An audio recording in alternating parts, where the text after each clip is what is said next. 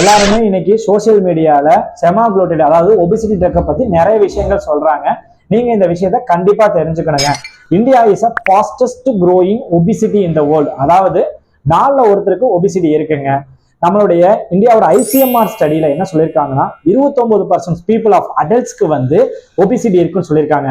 அதுல 40% வந்து central obesity இருக்குன்னு சொல்றாங்க. நிறைய ஃபீமேல்ஸ்க்கு தான் ரொம்ப அதிகமா இருக்குன்னு சொல்லியிருக்காங்க. இந்த ஒபிசிட்டி தான் நமக்கு மிகப்பெரிய கவலைக்குரியமான விஷயம். இந்த ஒபிசிட்டியை கண்ட்ரோல் பண்றதுக்கு தான் இந்த ஒபிசிட்டி ட்ரக் அதாவது செமாக்ளோடைட், டிர்சாபெப்டைட்னு 2 ட்ரக் வந்திருக்குங்க. இந்த செமாக்ளோடைட் அதை பத்தி நான் இப்போ உங்களுக்கு சொல்ல போறேன்.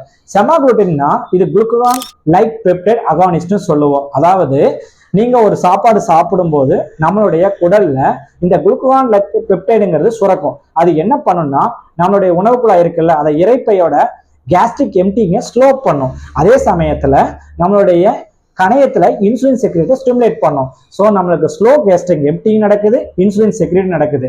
அதனால ஒபிசிட்டியும் கம்மியாகும், நமக்கு சுகர் லெவலும் கம்மியாகும். அதனாலதான் இதை டயபெட்டிஸ்க்கும் ஒபிசிட்டிக்கும் ட்ரக்கா பிரிஸ்கிரைப் பண்றாங்க. அப்போ ஒபிசிட்டி இருக்கிற எல்லாருமே இந்த மெடிசன் எடுத்துக்கணுமா? அப்படி கிடையாதுங்க. ஃபர்ஸ்ட் லைஃப் ஸ்டைல் இன்டர்வென்ஷன் தான்.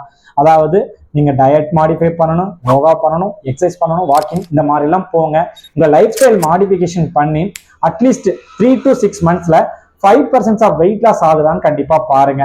உங்களுக்கு அப்படி வெயிட் லாஸ் ஆகல அப்படின்னா உங்களோட பிஎம்ஐ லெவல் மோர் தென் 30க்கு மேல இருக்கு. அதே சமயம் பிஎம்ஐ லெவல் மோர் தென் 27க்கு மேல உங்களுக்கு ஏதோ பிபியோ சுகரோ வேற ஏதாவது கோமார்பிடிஸ் இருக்கு, இல்ல சென்ட்ரல் ஒபிசிட்டி இருக்குன்னா கண்டிப்பா இந்த மருந்தை எடுத்துக்கலாம். சுகருக்கு மட்டும்தான், ஒபிசிட்டிக்கு மட்டுமானு கிடையாது. கார்டியோவாஸ்குலர் டிசார்டர் இருக்கிறவங்களுக்கும் யூஸ் பண்ணலாம், கிட்னி ப்ராப்ளம் இருக்கிறவங்களுக்கும் யூஸ் பண்ணலாம். சுகர் வந்து ரொம்பவே டார்கெட் லெவலை விட அதிகமா இருக்கு அப்படின்னாலும் நம்ம கண்டிப்பா யூஸ் பண்ணலாம். செமாக்ளோடைட் பிரெக்னன்சி பீப்புள் கண்டிப்பா use பண்ணக்கூடாதுங்க.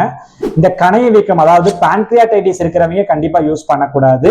Medullary thyroid cancer risk இருக்கிறவங்களோ தைராய்டு கேன்சர் இருக்கிறவங்களோ கண்டிப்பா யூஸ் பண்ணக்கூடாதுங்க. இந்த செமாக்ளோடைட் யூஸ் பண்றதுக்கு முன்னாடியும் உங்க கண்ணுல இருக்கிற விழித்திரை அதாவது ரெட்டினோபதி ஏதாவது இருக்கான்னு கண்டிப்பா நீங்க செக் பண்ணிக்கணுங்க. இந்த ரெட்டினோபதி ப்ராப்ளம் இருந்துச்சுன்னா கண்டிப்பா யூஸ் பண்ணாதீங்க. இதை கண்டிப்பா மானிட்டரும் பண்ணிட்டே இருக்கணும். இந்த மாதிரியான யூஸ்ஃபுல்லான இன்ஃபர்மேஷன் கண்டிப்பா தெரிஞ்சுக்கணும்னா எனக்கு கண்டிப்பா ஃபாலோ பண்ணுங்க.